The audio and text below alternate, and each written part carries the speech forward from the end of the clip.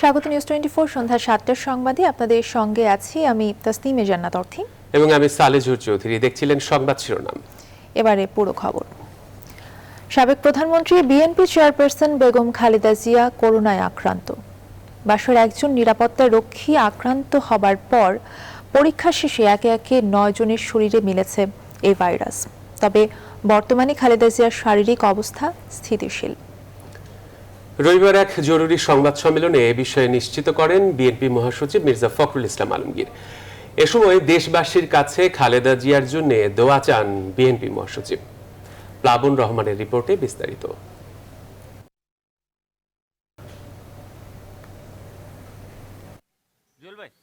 শর্ত সাপেক্ষে জামিন পাওয়ার পর থেকে গুলশানের নিজ বাসভবন ফিরোজায় থাকছেন দুর্নীতির মামলায় দণ্ডপ্রাপ্ত বিএনপি চেয়ারপারসন বেগম খালেদা জিয়া। অনেকদিন ধরেই শারীরিক নানা জটিলতায় ভুগছেন সাবেক প্রধানমন্ত্রী। নিয়মিত স্বাস্থ্য পরীক্ষার মধ্য দিয়ে চলছেন বিএনপি চেয়ারপারসন। তারই অংশ হিসেবে শনিবার করোনা পরীক্ষার জন্য নমুনা দেন তিনি। রোববার দুপুর থেকে গুঞ্জন বিএনপি চেয়ারপারসন বেগম খালেদা জিয়ার করোনা শনাক্ত হয়েছে। এ বিষয়ে জানতে চাওয়া হয় স্বাস্থ্য অধিদপ্তরের মহাপরিচালকের কাছে।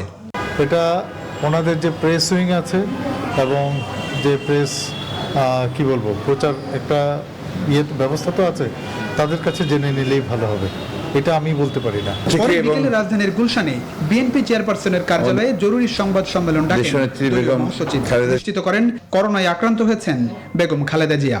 আক্রান্ত হয়েছেন ফিরোজা ভবনের আরো অনেকে। আমরা আজকে রিপোর্ট পেয়েছি যে তার টেস্ট রিপোর্টটা পজিটিভ, অর্থাৎ উনি করোনা আক্রান্ত হয়েছেন। এখন তার সর্বশেষ যে পরিস্থিতি, professor doctor FM Siddiqui, professor of medicine এবং রেসপিরেটরি ফিজিশিয়ান, তার নেতৃত্বে তার ব্যক্তিগত চিকিৎসক যারা আছেন তাদের তত্ত্বাবধানে তার চিকিৎসা ইতিমধ্যেই শুরু হয়েছে এবং তিনি এখন স্টেবল আছেন, ভালো আছেন। এ সময় তিনি আরো জানান, করোনা শনাক্ত হলেও ভালো আছেন খালেদা জিয়া। প্রয়োজন হলে পরবর্তী চিকিৎসার ব্যবস্থা করা হবে। আর তার কোনো টেম্পারেচার নেই, অন্য কোনো উপসর্গ তার নেই এবং ডাক্তারদের তার চিকিৎসকদের সিদ্ধান্ত অনুযায়ী পরবর্তী সিদ্ধান্ত গ্রহণ করা হবে।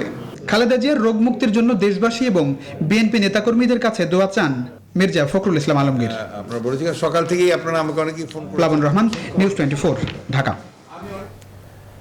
দেশে আজও করোনায় একদিনে সর্বোচ্চ মৃত্যু।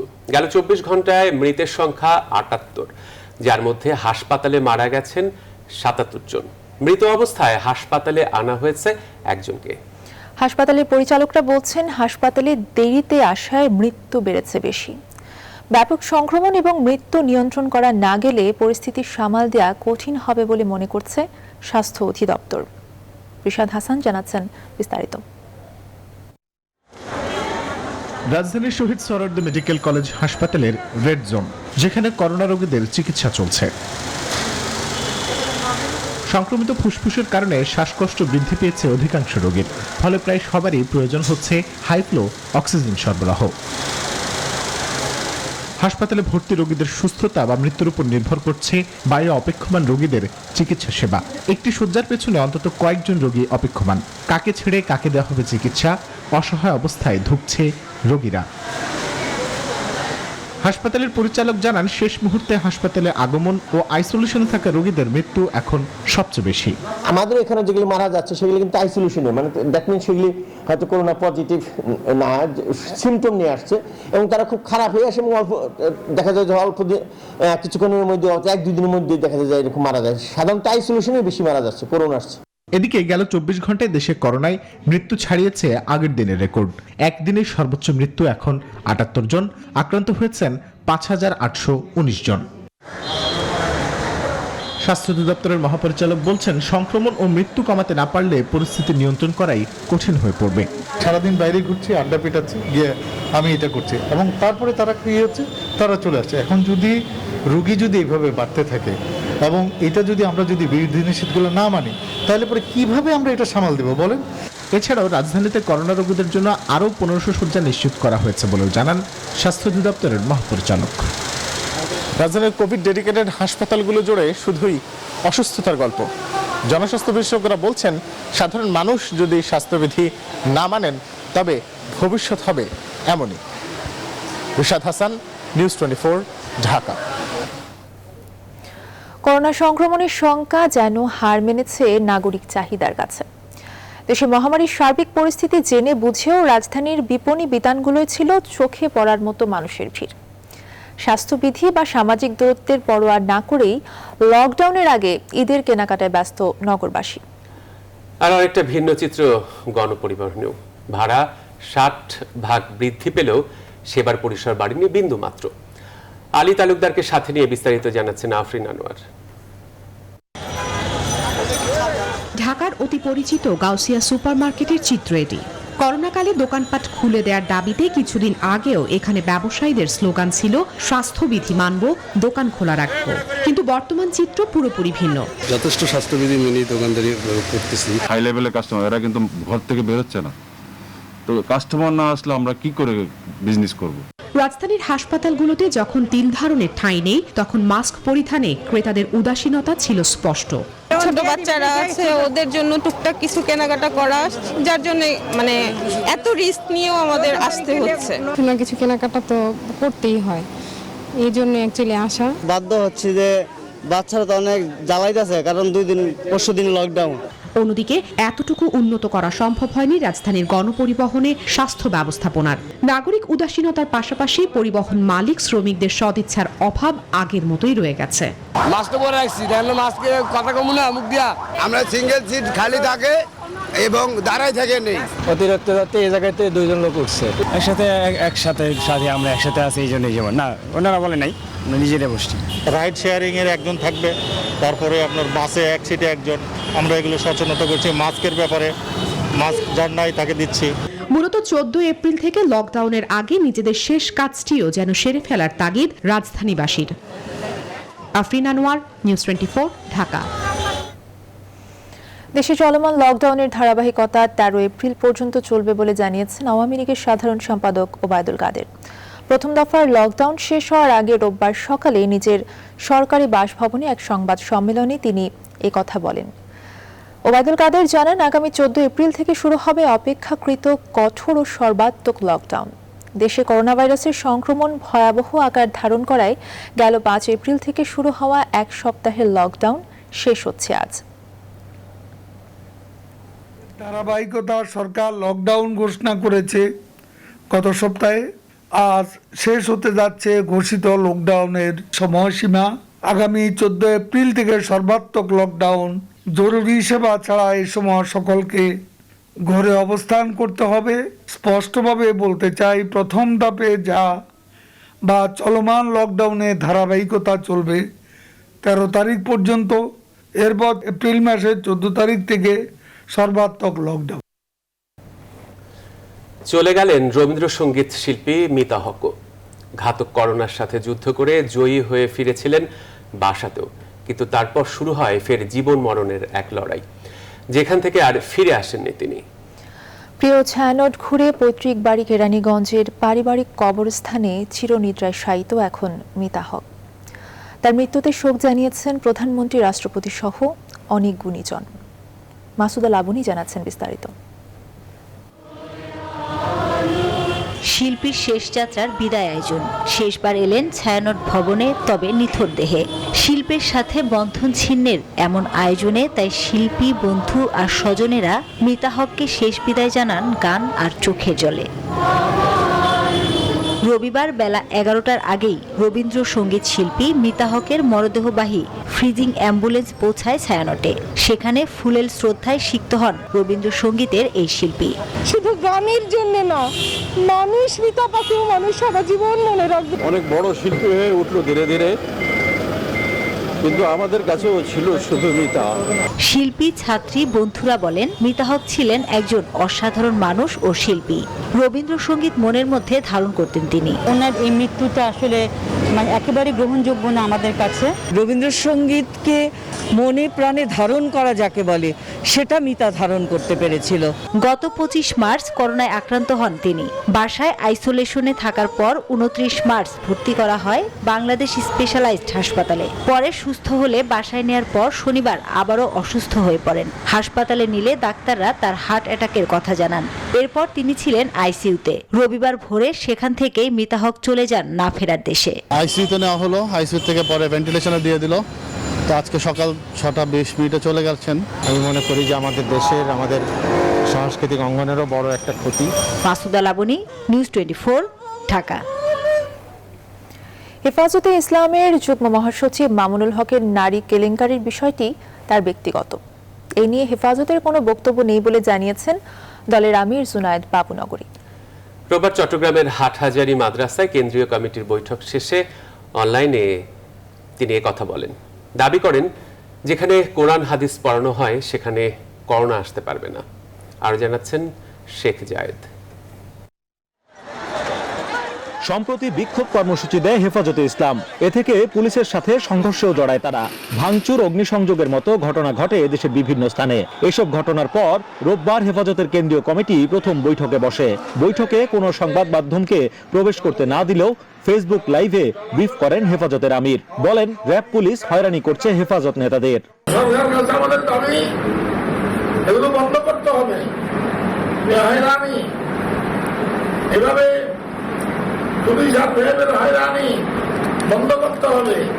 রমজানে মসজিদ মাদ্রাসা লকডাউনের আওতামুক্ত রাখার দাবি জানান বাবুনগরী। নির্যাতন বন্ধ করতে হবে, নির্দোষ মানুষকে দড়িয়ে নিয়ে যাওয়া এটা সহ্য করা যাবে না। আগামী 29 মে হাটহাজারী মাদ্রাসায় উলামা সম্মেলনেরও ঘোষণা দেন হেফাজতের আমির। তবে নারী কেলেঙ্কারিতে বিতর্কিত হেফাজত নেতা মামুনুল হকের বিষয়কে ব্যক্তিগত বলে আখ্যা দেন তিনি।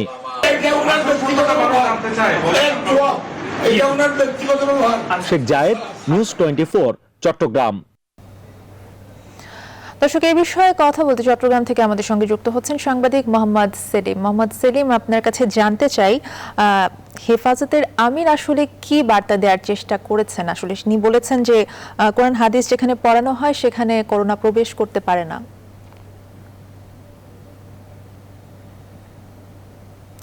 মোহাম্মদ সেলিম, আমাকে শুনতে পাচ্ছেন? জি, আপনার কাছে আমার প্রশ্নটা হচ্ছে, হেফাজত আমির কি বার্তা দেওয়ার আসলে চেষ্টা করেছেন? আপনার কাছে কি মনে হচ্ছে?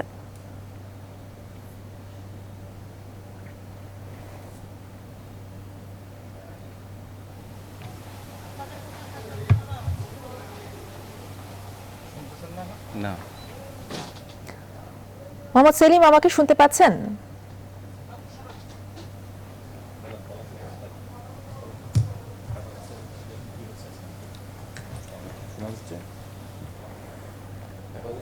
মিটিংয়ের উদ্যোক্তার বৈঠক হয়েছে, সেখানে মূলত ভিতরে সাংবাদিকদের কাউকে প্রবেশ করতে দেওয়া হয় নাই ভিতরে থেকে ইয়েতে, এবং হেফাজতের কেন্দ্রীয় নেতা ছাড়া কাউকে মূলত ঢুকতে দেওয়া হয় নাই।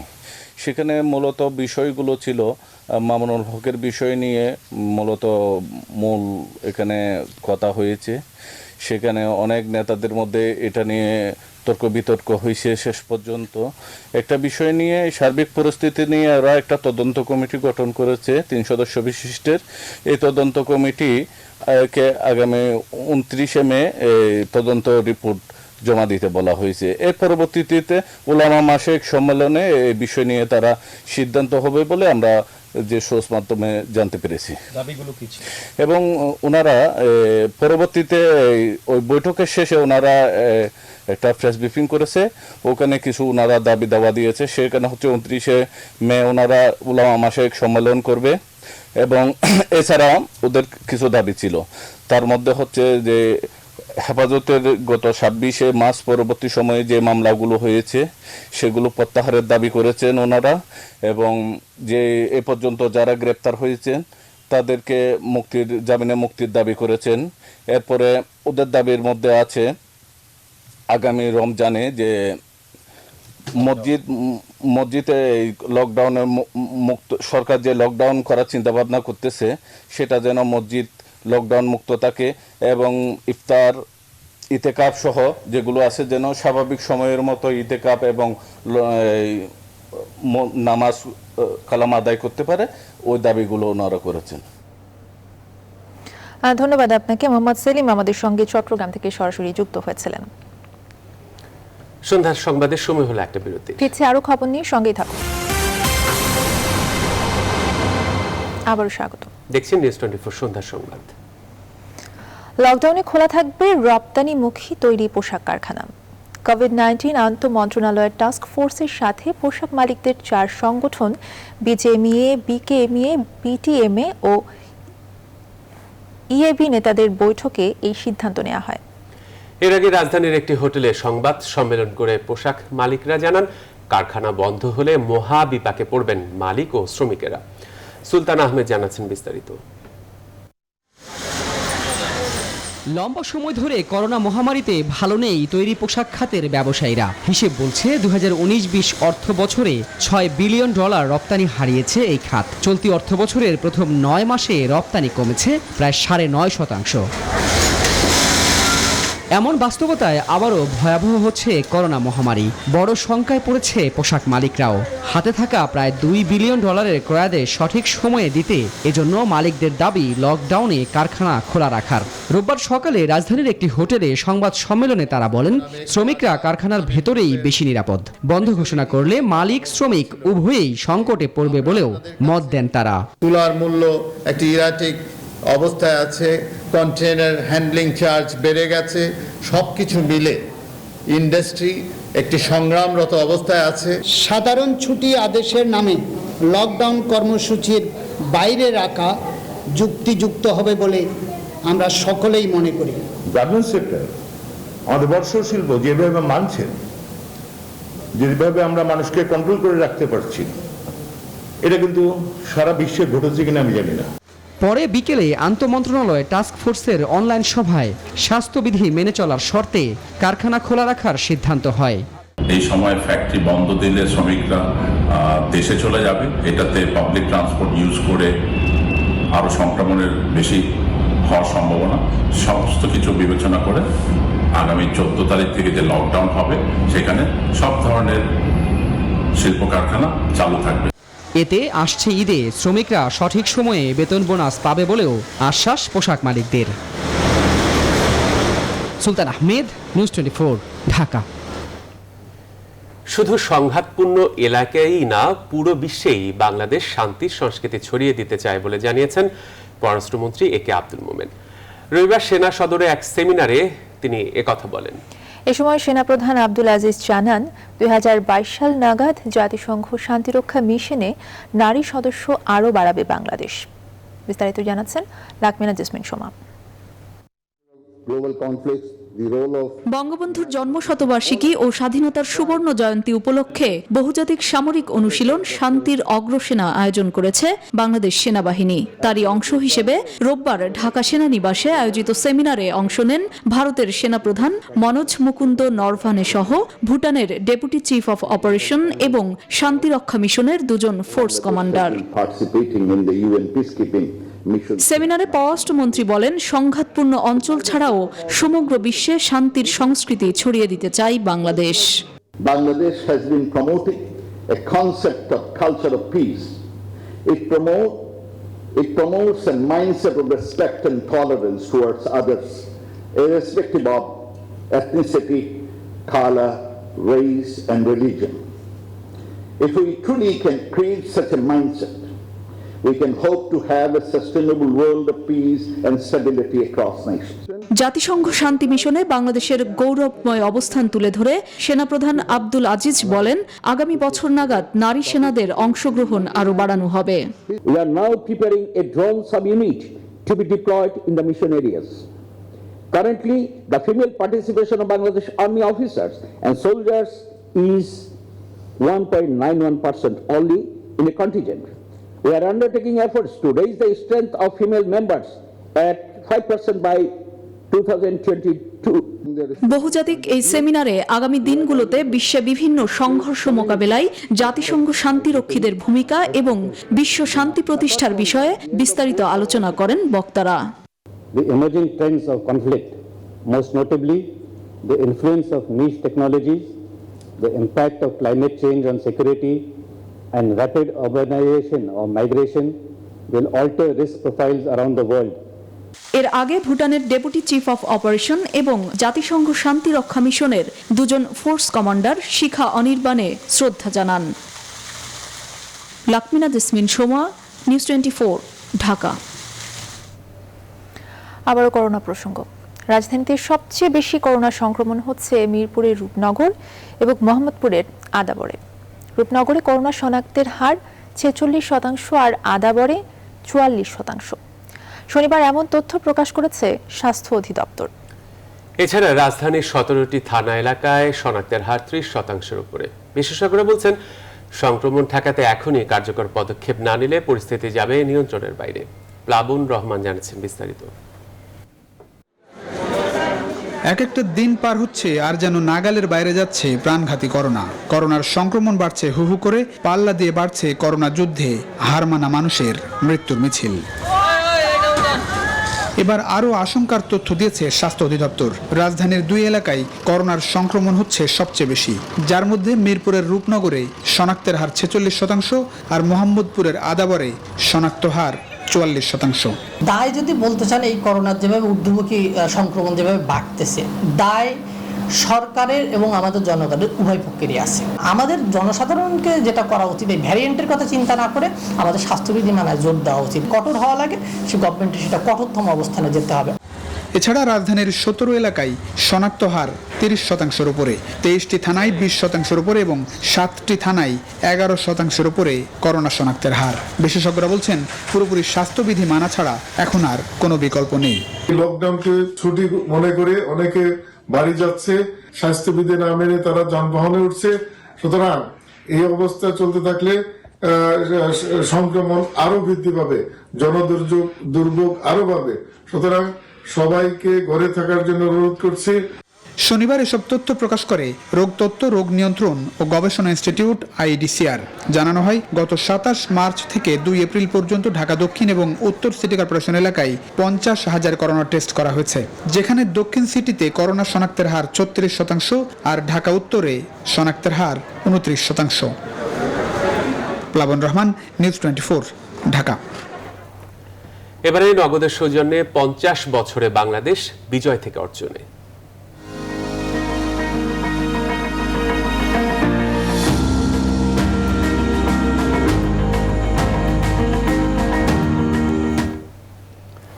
স্বাধীনতার 50 বছরে বাজেটের আকার বেড়েছে 760 গুণ। করোনা মহামারীর মধ্যেও চলছে 2021-22 অর্থ বছরের বাজেট তৈরির কাজ। অর্থমন্ত্রী নিয়মিত অনলাইন বৈঠক করছেন মন্ত্রণালয়ের কর্মকর্তা ও ব্যবসায়ী সংগঠনগুলোর সাথে। তার সাথে জাতীয় রাজস্ব বোর্ডের কর্মকর্তারাও অংশীজনদের দাবি দাওয়া শুনতে নিয়মিত অনলাইন বৈঠক করছেন। সবকিছু ঠিক থাকলে জুনের প্রথম সপ্তাহেই প্রায় 6 লাখ কোটি টাকার বাজেট পেশ করবেন অর্থমন্ত্রী। আরো জানাচ্ছেন সুলতান আহমেদ। স্বাধীনতার 50 বছরে বাংলাদেশের সবচেয়ে বড় অর্জন উন্নয়নশীল দেশে উত্তরণের চূড়ান্ত সুপারিশ। সরকার যে বছর বড় পরিসরে আয়োজন করছে সুবর্ণ জয়ন্তী, সেই বছরে সবচেয়ে বড় ও জনকল্যাণমুখী বাজেট প্রণয়নের চিন্তাও করছে অর্থ মন্ত্রণালয়। তবে সে যাত্রায় বড় বাদ সেধেছে করোনা মহামারী। অন্যান্য বছর বাজেটের আগেই অংশীজনদের সাথে ধাপে ধাপে বৈঠক হয় অর্থ মন্ত্রণালয়ের। এবছর মহামারীতে তা হচ্ছে অনলাইন প্ল্যাটফর্মে। সম্প্রতি 12টি ব্যবসায়ী চেম্বারের সাথে অনলাইন বৈঠক করেছেন অর্থমন্ত্রী আহম মুস্তফা কামাল, যার মধ্যে FBCCI, BGMEA, BKMEA, MCCI এর মতো গুরুত্বপূর্ণ অংশীজনরা অংশ নিয়েছেন। আমাদের যে বাজেট টিম, যারা বাজেটটি প্রণয়নের সাথে সম্পৃক্ত কাজ করে যাচ্ছে, যেগুলো আমাদের দেশের জন্য উপযোগী, দেশের মানুষের জন্য কল্যাণমুখী এবং আমাদের ডেফিনেটলি সরকার সেগুলোকে বিবেচনায় নেবেন। জুনের প্রথম সপ্তাহেই 2021-22 অর্থ বছরের বাজেট ঘোষণার সব প্রস্তুতি রয়েছে অর্থমন্ত্রীর। জানা গেছে, সেই বাজেটের আকার হতে যাচ্ছে 5,93,000 কোটি টাকা, যেখানে রাজস্ব আদায়ের লক্ষ্যমাত্রাও ধরা হতে পারে 3,83,000 কোটি টাকা। আর মহামারীর মধ্যেও GDP প্রবৃদ্ধির লক্ষ্যমাত্রা ধরা হবে 7.7%। ইতোমধ্যে আমরা বিভিন্ন ধরনের অনলাইন প্ল্যাটফর্ম ব্যবহার করে মিটিং করতে অভ্যস্ত হয়েছি এবং সঙ্গত কারণেই মাননীয় অর্থমন্ত্রী স্বাস্থ্য ঝুঁকি কমাতে বিভিন্ন শ্রেণী পেশার মানুষের সাথে অনলাইনে মিটিং করছেন। আমি এটাকে সাধুবাদ জানাই। বিশেষজ্ঞরা বলছেন বাজেটে স্বাস্থ্য খাতে বরাদ্দ বাড়িয়ে মানুষের জীবন বাঁচাতে দিক নির্দেশনার প্রয়োজন। মোটামুটিভাবে সকল পেশার মানুষের দাবি দেওয়া বা তাদের সুবিধা অসুবিধাগুলো নিয়ে আলোচনা হতেই পারে এবং অর্থমন্ত্রী মহোদয় তাদের কাছ থেকে শুনতে পারবেন। এছাড়া আগামী বাজেটে প্রণোদনা বাড়িয়ে বেসরকারি খাতকে চাঙ্গা করার উপর গুরুত্ব দিচ্ছেন বিশ্লেষকরা। সুলতান আহমেদ, নিউজ 24, ঢাকা। সময় হলো আরো একটি বিরতির। সাথে বিরতির পর আবারও স্বাগত, দেখছেন নিউজ 24 সন্ধ্যার সংবাদ। এবারে ফার্স্ট সিকিউরিটি ইসলামী ব্যাংক অর্থ বাণিজ্যের সংবাদ।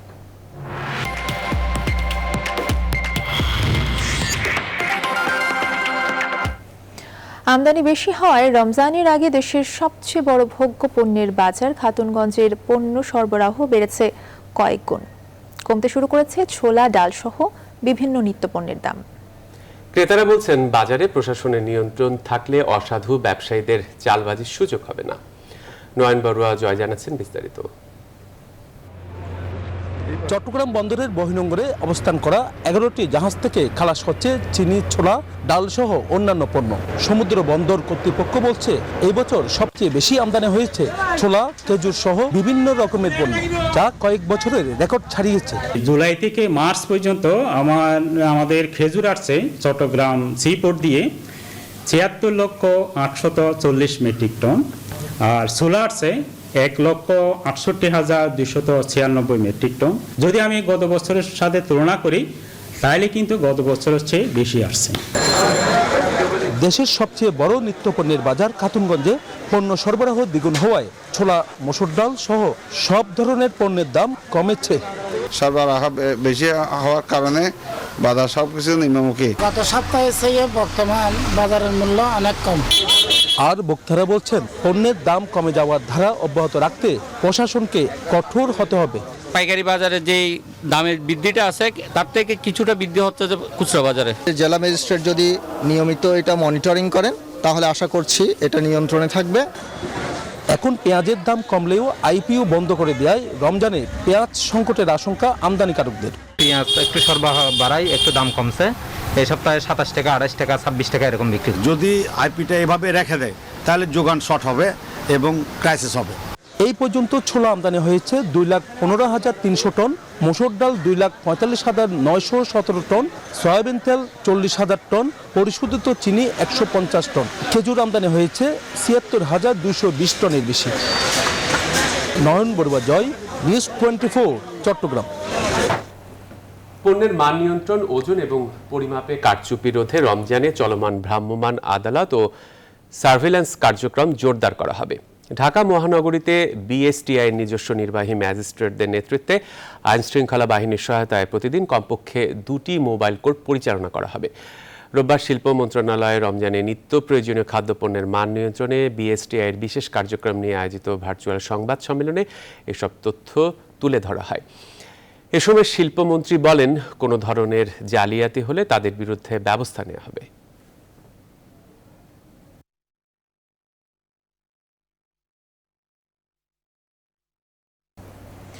ভারতের পশ্চিমবঙ্গের কোচবিহার জেলায় নরেন্দ্র মোদী এবং মমতা বন্দ্যোপাধ্যায় সহ সকল রাজনৈতিক নেতাকর্মীদের প্রবেশে নিষেধাজ্ঞা জারি করা হয়েছে। জেলার শীতলকুচিতে তৃণমূল ও বিজেপির কর্মীদের মধ্যে সহিংসতাকে কেন্দ্র করে এই সিদ্ধান্ত নিয়েছে নির্বাচন কমিশন। রোববার কোচবিহারের শীতলকুচিতে যাওয়ার কথা ছিল মুখ্যমন্ত্রী মমতা বন্দ্যোপাধ্যায়ের, তবে তৃণমূল সূত্রে জানানো হয়েছে কমিশনের নির্দেশ মেনে সেখানে আর যাচ্ছেন না মমতা। এক টুইটে মমতা প্রধানমন্ত্রী নরেন্দ্র মোদীকে কোড অফ কন্ডাক্ট বলে কটাক্ষ করেন।